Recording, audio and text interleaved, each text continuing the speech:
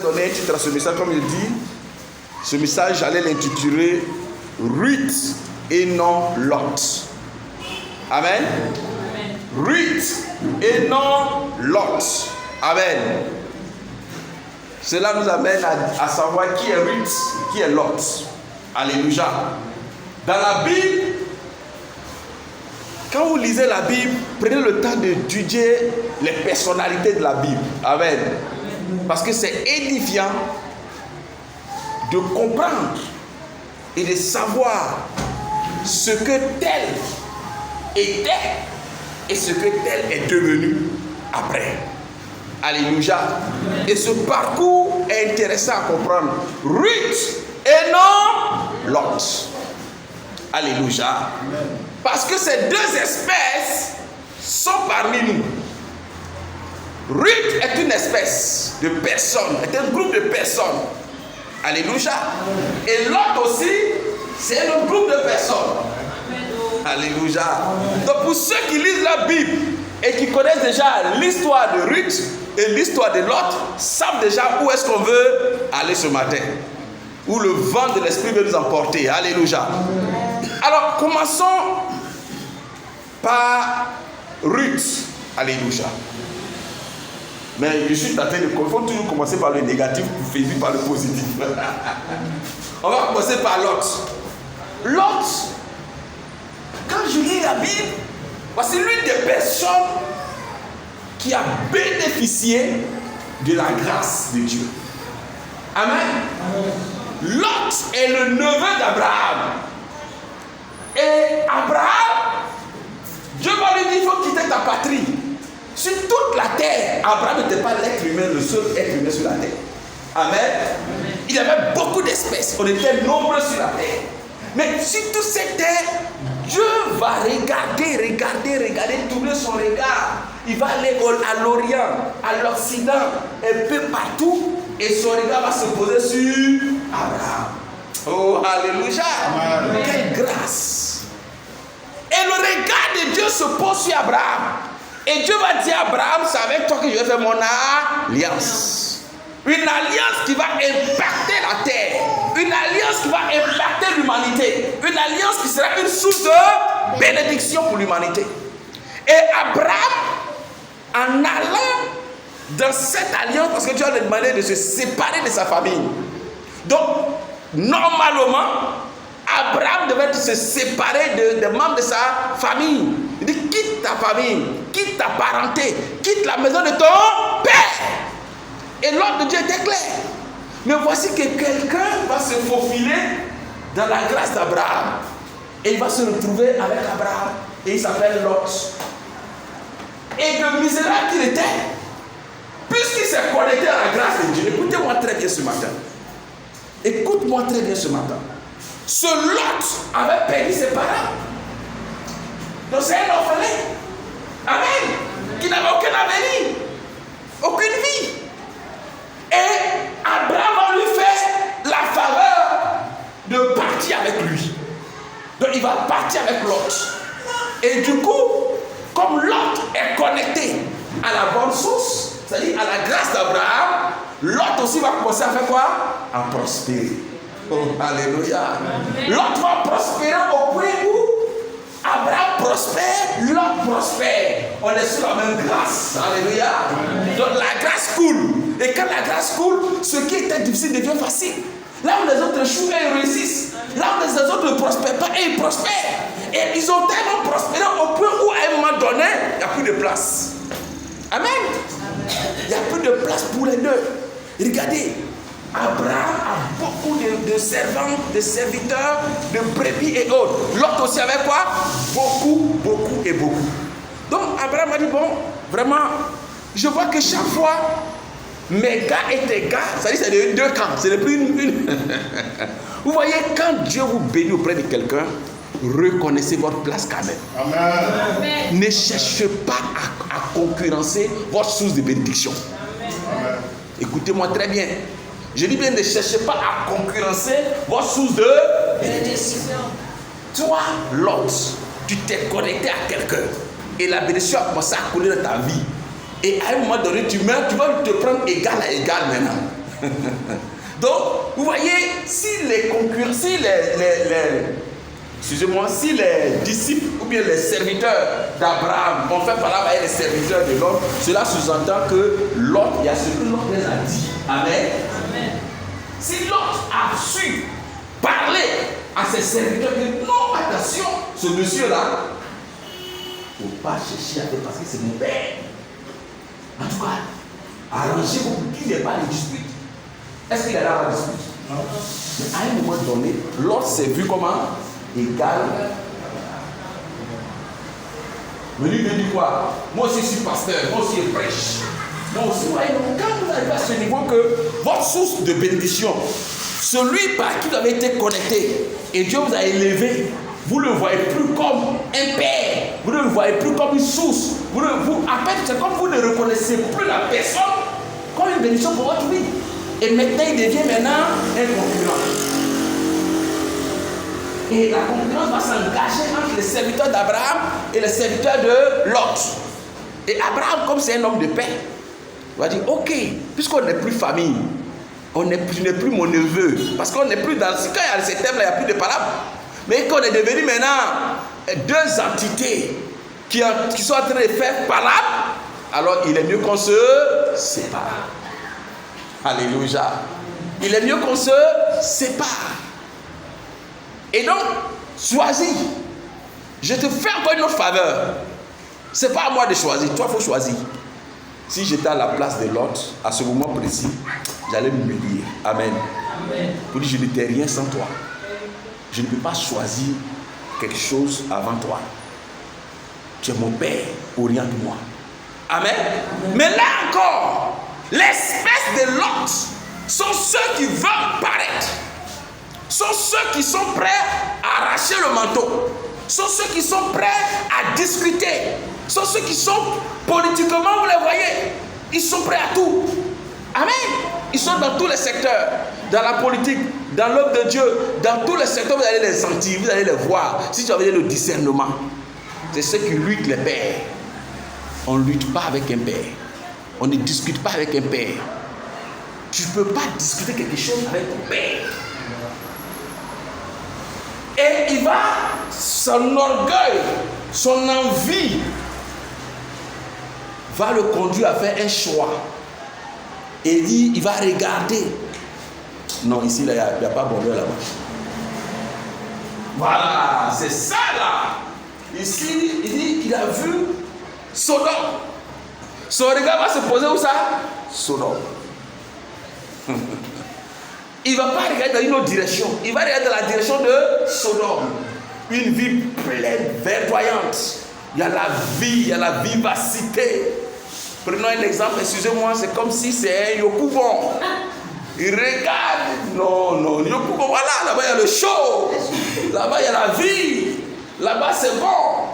Et il va choisir d'aller dans cette direction. Amen. Amen. La joie. Hier, on regardait un événement avec ma femme, le quinquin, tirage au sort. Et à la fin, le journaliste a dit quelque chose. Oui, vous êtes venu à Yamsokro, elle a dit quoi, la virée nocturne, quoi là. Elle a dit, voilà, Yamsokro Baïnat. C'est pas quoi, il dit non, c'est une manière de dire aux gens, allez-y voir les bois de nuit de Yamsokro. Vous voyez? Et cette orientation de l'autre va lui coûter très cher. L'autre va aller s'installer à Sodome et se conformer aux sodomites. Amen. Amen. Il va aller s'installer à Sodome et il va prendre l'attitude de Sodome. Il ne va pas influencer Sodome dans le sens positif, mais il va laisser Sodome l'influencer dans le sens comment? Négatif. Au lieu d'apporter la grâce de Dieu qui était sur lui en partant, et arrivé là-bas, la grâce va s'éteindre. Parce que toute grâce a une source. Amen. Et quand tu te déconnectes de ta source, tu sèches. Amen. Et il va aller, toute son éducation spirituelle, morale et mentale, tout ce qu'Abraham a appris, à prier avec Dieu, à aimer Dieu, à servir Dieu, quand il va arriver à Sodome, il va oublier tout ça. Amen. Parce que Sodome ne connaît pas tout ça. À Sodome, on ne prie pas. À Sodome, on n'adore pas Dieu. À Sodome, on ne cherche pas Dieu. Et l'autre va se conformer à Sodome. Un choix qui va lui coûter. Et quand vous lisez ça, c'est au chapitre 13 de Genèse, je ne vous ai même pas donné les références. Genèse chapitre 13, verset 1 à 11, pour la vie de Lot. Pour le livre de Genèse chapitre 13, verset 5 à 11. Et au chapitre 14, nous voyons Abraham, nous voyons que les rois de l'environnement vont se soulever et vont aller mener une guerre. Et ils vont emporter l'autre comme un esclave. C'est-à-dire, regardez quelqu'un qui était vachement riche au point où il s'est séparé de son frère. Il va aller habiter quelque part et les malheurs vont commencer. Premier malheur, la déchéance morale. Amen. La déchéance morale. Les vertus, les valeurs spirituelles qu'il avait est grave. Deuxième malheur, il va avoir une guerre là où il est et ils vont le prendre comme esclave. Ils vont l'emporter. D'abord, ils vont dépouiller, puisqu'il y a la guerre. Quand tu es vaincu, on prend tous tes biens. Donc, tout le bien qu'il avait, à cause de ça, il s'est séparé de son père. Tout ça, il a fait quoi? Il a perdu. Non seulement il perd tout, mais il devient quoi? Esclave. C'est à méditer. J'espère que l'Esprit est en train de parler à quelqu'un ce matin. Lot a quitté Abraham avec beaucoup de biens. Bien matériel, bien spirituel. Amen. Amen. Bien matériel, mais bien plus bien spirituel. Et quand vous perdez votre morale, quand vous perdez vos biens spirituels, ne comptez pas sur les biens physiques. Ça va partir. C'est ce que beaucoup n'ont pas compris. Ce qui te permet d'être béni, ce qui te permet de garder la bénédiction, c'est ta connexion à Dieu. Amen. C'est ta source et ta bonne source qui t'alimente chaque matin par la prière, par la méditation, par ta connexion, par ta dévotion matinale. Et quand tu es déconnecté de ça, et Dieu, quand tu lèves le matin, tu la son Dieu, c'est comment? Tu deviens païen. Tu n'as plus de connexion, tu n'as plus de vie de méditation, tu n'as plus de vie de prière. Tu deviens foco. Amen. Amen. Ça, j'ai dit ça en hébreu. Amen. Amen. Ceux qui comprennent l'hébreu ont compris. Tu deviens faka. C'est-à-dire que tu ne pèses plus. Tu es léger. Légèreté. Et la légèreté commence à se manifester dans ta vie. La légèreté à tous les niveaux. L'autre est devenu un homme ordinaire. De l'homme spirituel qu'il était, il est devenu comme un homme ordinaire. Et il va perdre ses biens. D'abord, comme il a dit, avant de perdre ses biens, il a perdu d'abord sa position spirituelle. Quand il a perdu sa position spirituelle, il a perdu ses biens. Quand il a perdu ses biens, il a cru que ça allait s'arrêter là, il est devenu esclave. Amen. Ruth et non Lot. Dis avec moi, Ruth et non Lot. Alors, Abraham était obligé d'aller mener encore une autre guerre pour ramener Lot. Et à partir de ce jour, on n'a plus entendu parler de Lot dans la Bible. Ça n'est fini pour lui. Amen. Voici Lot. Maintenant, revenons maintenant à Ruth. Et pourquoi j'ai dit Ruth et non Lot? Et ça sera la conclusion. Alors, on revient à Ruth. Ruth, on va le lire dans le livre de Ruth. Ruth chapitre 1, verset 11 à 18. Ruth chapitre 1. Alors, l'histoire dit quoi? Ruth s'est mariée à un fils de Naomi. Et Naomi est arrivée dans ce pays parce qu'elle-même fuyait la famine en Israël. Amen. Et elle est partie avec son mari et ses 2 fils. Et le temps me manque de vous dire, on ne fuit jamais la présence de Dieu. Amen. Ça dit que, et là encore c'est une grande leçon. Ruth et sa famille, ça dit, Ruth, son mari et ses 2 fils fuyaient. Quoi ça? La famine. Fuyaient parce que je suis dans la présence de Dieu, j'ai faim, je quitte la présence de Dieu pour aller chez les Moabites, chez les païens, parce que c'est là-bas que j'ai avoir paix. La parole de Dieu est en tous les sens. Et la Bible déclare que quand ils ont pris cette décision, qu'ils ont quitté Jérusalem pour aller chez les Moabites, et là-bas, Ruth va perdre son mari. 1. 2. Il va perdre ses 2 enfants. Amen. Quand ils sont arrivés, ces 2 enfants se sont mariés. Donc à Ruth et à Orpa. L'un des garçons a pris Ruth, l'autre a pris Orpa. Et quand ces 2 garçons sont morts, alors Naomi va dire à Ruth et à Orpa, là où on est arrivé, moi je vais retourner chez moi. Amen. Je retourne chez moi.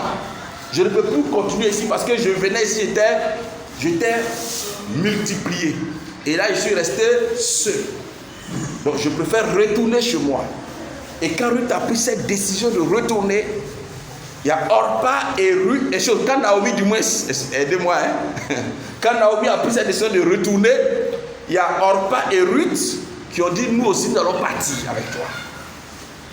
Nous allons partir avec toi. Quand ils ont dit ceci, je prends la parole, je lis à partir du verset 11, comme il a dit. Maintenant, ma fille, ne crains point, je ferai pour toi tous. Est-ce que je suis à la bonne page? Aidez-moi. C'est Ruth chapitre 1, pardon. Ma page a tourné. Voilà. Chapitre 1, verset 11. Naomi dit, retournez, mes filles. Pourquoi viendrez-vous avec moi? Ai-je encore dans mon sein des fils qui puissent devenir vos maris? Retournez, mes filles. Allez, je suis trop vieille pour me remarier. Et quand je dirai, j'ai de l'expérience, quand cette nuit même, je serai avec un mari et que j'enfanterai des fils, attendrez-vous pour cela qu'il ait grandi? Refuserez-vous pour cela de vous marier?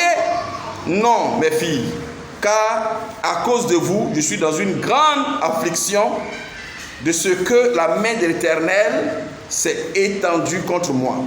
Verset 14. Et elle élevait la voix et pleurait encore. Orpa baisa sa belle-mère, mais Ruth s'attacha à elle. Amen. Amen. Donc après le discours de Naomi, Orpa va dire, moi là, je veux me remarier. Je ne vais pas rester comme ça, une vie sans avenir, je ne suis pas dedans. Le choix de la chair. Amen. Amen. Et Orpa va rester. Ruth va dire ceci. On continue au verset 14. Naomi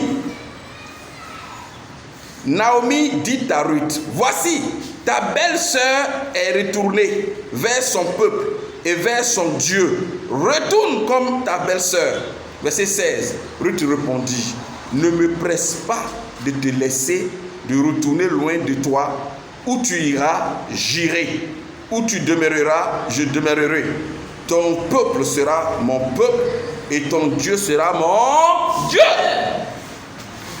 Où tu mourras, je mourrai et j'y serai enterré. Que l'Éternel me traite dans toute sa rigueur. Si autre chose que la mort vient à me séparer de toi. Naomi, la voyant décidée à aller avec elle, cessa d'insister auprès d'elle. Alors, voici le tableau ici. Naomi supplie Ruth de partir. Parce que où elle est là, elle n'a plus d'avenir. Et donc, moi-même, je n'ai plus d'avenir. Je te cherche. Si toi, tu me suis là, c'est grave. Ok, moi, je suis déjà vieille. Mais toi, tu es encore jeune. Tu peux te remarier et faire ta vie. Pourquoi tu vas risquer? Tu vas prendre un si grand risque dessus une vieille qui ne sait même pas ce qu'elle va devenir. Mais ce qui m'a plu dans cette affaire, Ruth n'a pas regardé à ce qu'elle va gagner. Amen. Amen. Ruth n'a pas regardé à ce qu'elle va avoir. Elle a regardé à la connexion avec sa belle-mère. La relation avec sa belle-mère. Elle a regardé au Dieu de sa belle-mère. Il dit, ton Dieu sera mon Dieu. Ruth n'a pas dit comme l'autre, ok, youpi, d'accord, j'ai choisi mon père. Amen. Amen. Ruth a compris que la bénédiction, c'est dans la connexion au Dieu de Naomi.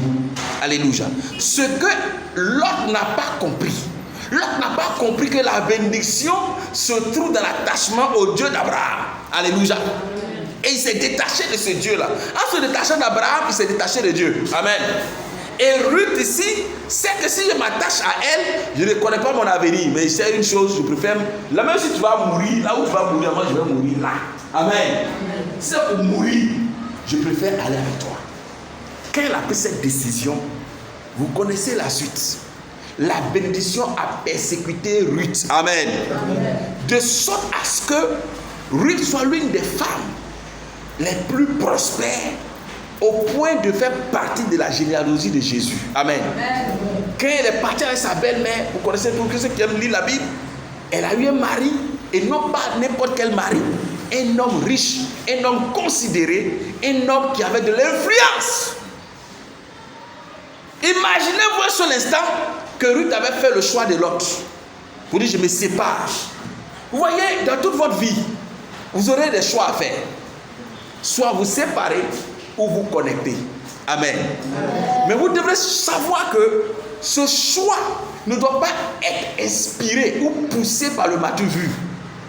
Ce choix ne doit pas être poussé par l'influence matérielle ou je ne sais pas. Mais ce choix doit être poussé par l'esprit. Amen. Vous devez discerner la voix de Dieu. Parce que s'attacher à une personne va déterminer votre destinée. Amen. Votre attachement à une personne va déterminer votre avenir. Votre attachement à une personne va déterminer votre salut éternel. J'ai cité 3 choses. Amen.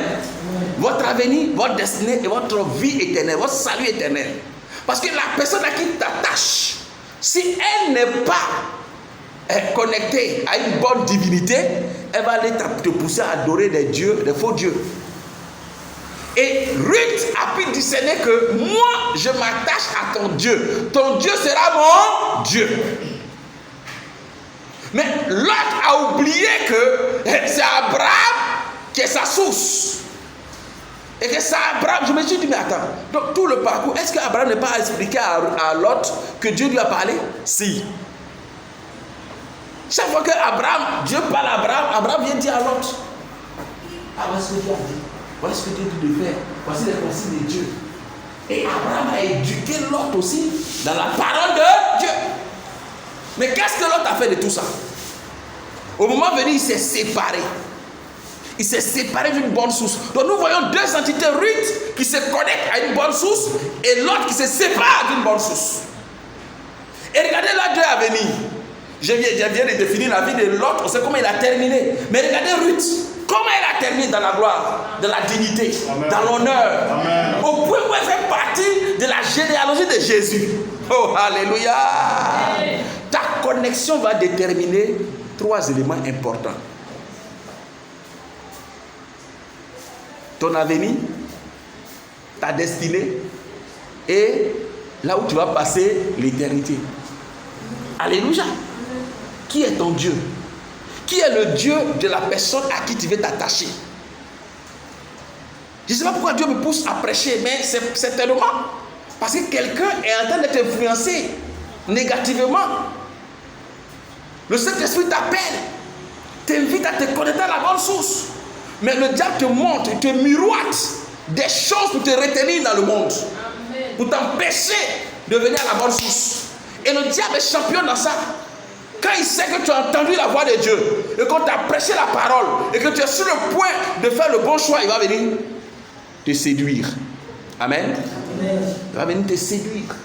Tu dis, mais écoute, tu vas, à faire des alléluia, alléluia, tu vas manger quoi là-bas? Toi, une jeune fille comme ça, tu es belle. Quand tu vas laisser monsieur qui s'occupe de toi, et puis tu vas aller souffrir. Et ça a détruit beaucoup de vies. Beaucoup de jeunes filles, beaucoup de jeunes hommes ont vu leur vie détruite parce qu'ils ont fait le choix de la chair, le choix de la convoitise, le choix du matu vu, le choix de paraître, et non pas le choix de chercher Dieu. Frère, Dieu, quand tu es avec lui, tu vas croire que tu as tout perdu.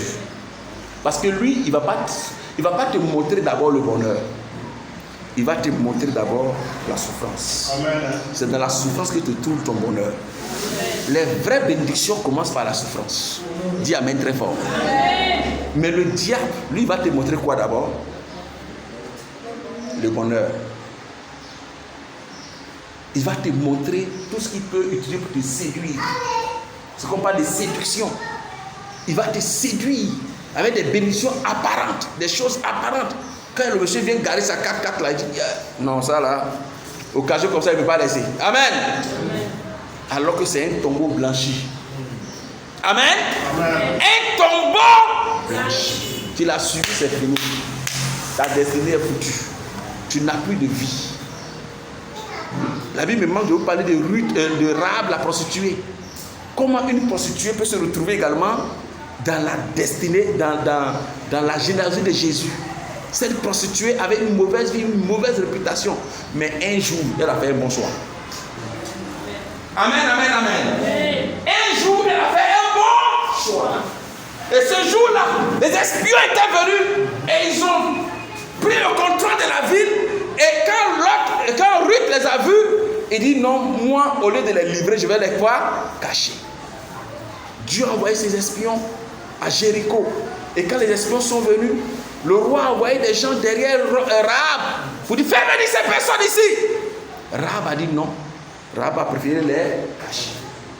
Et avant de partir, les espions vont lui dire mais que pouvons-nous. D'abord, c'est elle qui va s'adresser aux espions. Vous pouvez le prendre Josué chapitre 1, non 2, chapitre 2, Josué chapitre 2. Vous pouvez le lire à la maison, versets 8 à 11. Et j'aime beaucoup cette parole. Rahab, la prostituée, que tout le monde méprisait dans la ville, tout le monde insultait dans la ville, personne ne la considérait. Mais un jour, elle a été sage. Mon frère, je prie que tu sois sage un jour. Amen. Que tu fasses le bon choix. Amen. Un jour. Tout homme peut avoir des erreurs, mais à un moment donné de ta vie, tu dois avoir fait le bon choix. Amen. Tu ne dois pas continuer dans cette vie-là. Amen. Et Dieu t'invite ce matin à faire le choix de Rahab. Amen. Amen. Rahab va dire à ses espions, je sais, on va le lire rapidement. Josué chapitre 2. Si quelqu'un a trouvé, peut faire la lecture. À partir du verset 8.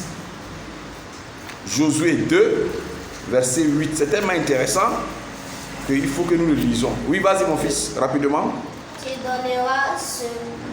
Josué chapitre 2, à partir du verset 8. Josué 2, verset 8. Celui qui a trouvé, fait la lecture. Josué 2, à partir du verset 8. Avant que les espions se couchent, Rahab monta vers eux. Rahab monta vers eux sur le toit. Et leur dit, L'Éternel, je le sais. Je le sais. Vous avez donné... Point d'interrogation. Attendez. Attends. C'est une prostituée qui parle comme ça. Elle dit quoi? L'Éternel, je le sais. Continue. Vous a donné ce pays. Vous a donné ce pays. La terreur que vous inspirez. La terreur que vous inspirez nous a saisis. Nous a saisis. Et tous les habitants. Tout le village. Tremble devant vous. Verset 10. Car nous avons appris. Comment à votre sortie d'Égypte, l'Éternel a mis à sec devant vous les eaux de la mer Rouge. Voilà, continue. Et comment vous avez traité les deux rois des Amoréens au-delà du Judée, Sion et Og, que vous avez dévoué par interdit. Verset 11. Nous l'avons appris. Et nous l'avons perdu courage. Et nous avons perdu courage. Et tous nos esprits sont abattus à votre aspect. Et tous nos esprits sont abattus à votre aspect. Car c'est l'Éternel, votre Dieu, qui est Dieu. Oh, alléluia. En haut, dans les cieux et en bas sur la terre. Amen, amen, amen. Confession d'une prostituée. Amen. Elle a discerné que c'est l'Éternel votre Dieu qui est Dieu. Je sais, nous l'avons appris. Et elle confesse l'Éternel. Elle s'est rendue, mais je me suis posé la question, où elle a appris tout ça? Elle qui était occupée à s'occuper de ses clients. Mais ça veut dire que Rahab, dans sa souffrance, dans sa vie de péché, cherchait Dieu. Amen. Amen. Et quand l'occasion est venue pour elle de s'attacher à Dieu, elle a aboli sur l'occasion. Pourquoi les autres personnes dans la ville n'ont pas compris ça? C'est elle qui a compris. Elle dit, moi je ne suis pas là pour discuter avec vous. Je sais que l'Éternel vous a livré cette vie. Je sais que l'Éternel vous a livré. C'est l'Éternel votre Dieu qui est Dieu en haut, dans les cieux et en bas sur la terre. Ce que j'appelle la bonne confession. Qu'elle a fini de dire, elle dit, bon, faisons une alliance. À partir d'aujourd'hui, quand vous allez venir là, je sais que vous allez gagner. Si vous venez là, pardonnez, ne me tuez pas, moi et ma famille. Voilà comment elle et sa famille, elle a pu sauver, une prostituée a pu sauver elle et sa famille. Et elle va rentrer dans l'histoire, au point où dans Genèse, dans la généalogie de Jésus, on cite bien Rahab la prostituée. Vous voyez que les Juifs ne comptent pas les femmes. Mais c'est bizarre. Ces femmes-là, qui sont les femmes bizarres, se retrouvent dans la généalogie de Jésus. Mais comment? Parce que ces femmes, à un moment donné, ont fait le bon choix. Amen. Amen. Ce matin, je t'invite à faire le bon choix. Amen. Ce matin, je t'invite à faire le bon choix. Le choix du salut. Regardez, la terre est remplie de pièges, de séductions. Et chaque jour, tu vas croiser devant toi un défi. Et le défi de faire le bon choix. Jésus frappe à ta porte. Et des fois, on voit ça comme le diable veut te faire croire que cette affaire de Jésus-là, c'est une affaire de religion. Cette affaire de Jésus, si tu te donnes au Seigneur, tu vas perdre. Au contraire, si tu ne te donnes pas au Seigneur, c'est toi qui vas perdre. Ces deux dames que je viens de citer n'étaient pas chrétiennes. Amen. C'était des païennes. Ruth, la Moabite, était une païenne. Rahab, la prostituée, était une païenne. Mais à un moment donné de leur vie, ils ont su faire le bon choix. Et leur vie a changé. Peu importe là où tu es, peu importe le péché, peu importe le problème dans lequel tu es, Dieu s'attend à ce que tu fasses le bon choix. Ce matin, le Saint-Esprit t'étend la main. Si tu es prêt à saisir la grâce de Dieu, si tu es prêt à saisir la main de Dieu, tu verras sa gloire. Regardez, je vais vous donner un exemple de quelqu'un qui a quitté la présence de Dieu et on voit ce qui s'est passé. Amen. Je vais vous donner un deuxième exemple. L'enfant prodige, dans le livre de Luc, chapitre 15. Son histoire également nous invite à comprendre que nos choix vont déterminer la suite. Amen. Amen. L'enfant prodige est né dans une famille où papa avait un peu. Amen. Il était à l'aise. Et son père craignait Dieu. Et son père lui enseignait la parole. Et un jour, il va se lever et dire, papa, c'est vrai ton affaire de Jésus là, c'est bon, hein. Mais ici là, je ne peux pas sortir. Je ne peux pas faire le show. Hein? Mes amis là, ils font le show, ils font tout ce qu'ils veulent. Mais moi, chaque jour, on prie seulement. Alléluia, amen. Alléluia, amen. Alléluia, amen. Je suis ennuyé.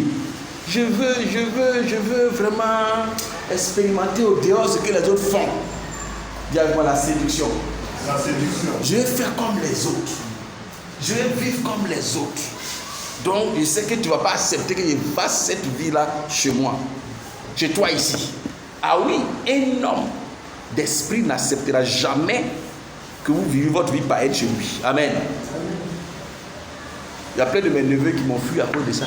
Et non, tu ne peux pas. Si tu es chez moi ici, là, ça ne passe pas ici. Rentrer, sortir quand tu veux, comme tu veux. Non. Et donc, ils sont partis parce qu'ils se croient grands déjà. Ils veulent chercher femme en désordre, faire ce qu'ils veulent. Ils disent non, ça ne passe pas comme ça. Et ce jeune homme, que la Bible qualifie de l'enfant prodige, va dire à son papa, papa, moi je veux partir. Non, moi je ne reste plus ici. Donne-moi ma part de l'héritage. Et la Bible déclare que le père, en tant qu'un bon père, okay, Si malgré tout ce que j'ai fait pour toi, tu ne comprends pas que c'est pour ton bien que j'ai fait ça, tu es parti, il va partager son héritage, il va lui donner son héritage. Écoutez-moi très bien. La bénédiction a une source. Amen. Comme j'ai eu à le dire avec Abraham, le cas d'Abraham. Si tu quittes la source de la bénédiction va partir. Quand l'autre a quitté la source de la bénédiction, sa bénédiction est partie. Et l'enfant prodige a quitté le Père, c'est-à-dire la source de bénédiction, avec combien? Avec beaucoup de bénédictions. Amen. Pour lui, c'est la bénédiction qui compte et non la source. Il est parti avec tous ses biens. On lui a donné, il est parti, il avait l'argent, il avait tout. Et quand il est arrivé là où il voulait aller, le boucantier est arrivé. Il a commencé le show. Amen. Maintenant, il vit comme il veut. Maintenant, il est libre. Il n'y a plus papa ici pour me dire, il ne faut pas faire ça. Il n'y a plus tonton pour crier sur moi. Il est libre de faire ce qu'il veut. Et il a commencé à vivre comme il voulait. Et malheureusement, regardez très bien. J'ai dit ça ce matin à quelqu'un, il ne sait pas. Qu'est-ce qui se passe? Je ne connais pas vos vies. Je ne sais pas qui traverse une période de séduction grave. Mais laisse-moi, il faut que tu entendes cela. La Bible dit quand il a quitté la maison de son père, il est parti avec beaucoup de biens. Est-ce qu'il se soucie encore de lui? Non. Mais dès qu'il est arrivé, on dit le pays où il est parti, après avoir gaspillé tout, il y a eu une famine dans ce pays. Quand l'autre est parti, il y a eu une guerre dans le pays. Amen. Regardez, votre orientation va déterminer votre suite. Est-ce que lui pouvait s'imaginer que là où il serait, il allait avoir famine là-bas? Est-ce que l'autre pouvait s'imaginer que là où il serait, il allait avoir guerre là-bas? La voie que tu es en train de prendre, si ce n'est pas la voie que Dieu t'a indiquée, sache que tu vas avoir malheur en route. Amen. Sache que tu vas avoir malheur en route. Peu importe la quantité de biens matériels que tu as. Ce n'est pas la quantité de biens matériels qui fait de toi un homme béni. La bénédiction, c'est ce que tu es. Amen. Amen. C'est ce que tu as à l'intérieur de toi. C'est les valeurs et les vertus qui sont en toi qu'on appelle bénédiction. Et quand il est parti, il a perdu ses valeurs. Même chose comme l'autre. Il a perdu l'habitude de prier, l'habitude de méditer, l'habitude de faire toutes ces choses. Il a tout abandonné. Et il est arrivé, il est devenu une autre personne. Il est devenu un showman. Amen. De bois de nuit en bois de nuit, de maquis en maquis, de go en go. En tout cas, tout ce qu'il voulait faire, toutes les envies qui étaient, combien d'années d'envie qui étaient dans son cœur, il a commencé à manifester ça. Et la Bible dit que la famine va frapper. Il est devenu misérable, pauvre, n'ayant plus rien. Il va devenir gardien des cochons. Amen. Qui connaît cochon? Qui ne connaît pas cochon? Au point où manger des cochons, manger des porcs là, il cherche, il ne gagne pas. Amen. Amen. Regardez sa déchéance. Quand il s'est déconnecté de Dieu, quand il s'est séparé de Dieu, regardez sa déchéance. Au point où manger des porcs, il ne gagne pas. Et la souffrance, la pauvreté va commencer à le limer. Le limer. Et un jour, il va se réveiller. Non, ça, c'est pas normal, c'est pas normal. Comment je souffre ici comme ça? Alors que dans la maison de mon père, les esclaves même ont à manger jusqu'à apparaissent. Alléluia. Lui, il croyait que la bénédiction, c'est le matériel. Ce qu'il n'a pas compris, c'est que la bénédiction, c'est la source. Amen. De là où tu es. La bénédiction, ce n'est pas le matériel. C'est à qui tu es connecté. Si tu es connecté à l'Okuzoué, à Gué, à Gaulle, tu n'es pas béni. Tu peux avoir du matériel, ça va passer. Ton bonheur va être gaspillé, détruit. Mais la source de la bénédiction, il a dit ce jour-là à Abraham, quitte la maison de ton père, quitte ta patrie, quitte. Je te bénirai. Je rendrai ton nom grand. Oh, alléluia. C'est Dieu qui te bénit. Et ce jeune homme n'a pas compris ça. Regardez comment il a terminé. Mais Dieu merci pour lui. Il a pris conscience à un moment donné et il est revenu. Et quand il est revenu, la Bible déclare que le père n'a pas tenu compte de tout le gâchis qu'il a fait. Mais il a reçu à nouveau. il l'a revêtu à nouveau. Il lui a donné tout ce qu'il avait perdu. Frère, ton choix va déterminer ton avenir. Décide qui sera ton Dieu. Parce qu'aujourd'hui, il y a des gens qui ont pour Dieu l'argent. C'est l'argent qui est leur Dieu. Ou bien c'est la séduction, ou bien c'est l'influence politique, ou bien c'est tes contacts, tes relations. Moi j'ai des relations. Frère, la vraie relation et la bonne relation qui va te bénir, c'est ta source. Amen. Et je t'invite ce matin à te connecter à la bonne source. Et je t'invite à être Ruth et non Lot. Je t'invite à être Rahab et non l'enfant prodige. Il faut savoir qui tu suis et qui est le Dieu, ou bien quel est le Dieu, ou bien qu'est-ce qui est le Dieu de la personne que tu suis. Sinon, regardez l'un des exemples, rapidement pour terminer, qui m'a un peu choqué aussi de la Bible, c'est la vie de notre patriarche Salomon. On dit Salomon avec toute sa gloire a commencé à prendre des femmes sur femmes. Jusqu'à il avait combien de femmes? 1000. Il avait combien de femmes? 1000. On s'est dit, mais attends. Il y a 365 jours dans une année. Toi, tu as 1000 femmes. Donc, tu les visites combien par jour? C'est-à-dire qu'il faut 3 ans pour que Salomon finisse de visiter toutes ces femmes. Mais dites-moi les hommes, même si tu es un garçon comme comment, est-ce que chaque jour tu peux sortir avec une femme? Amen. Donc, disons, pour que Salomon finisse de faire tout le parcours de ces femmes, il faut 10 ans.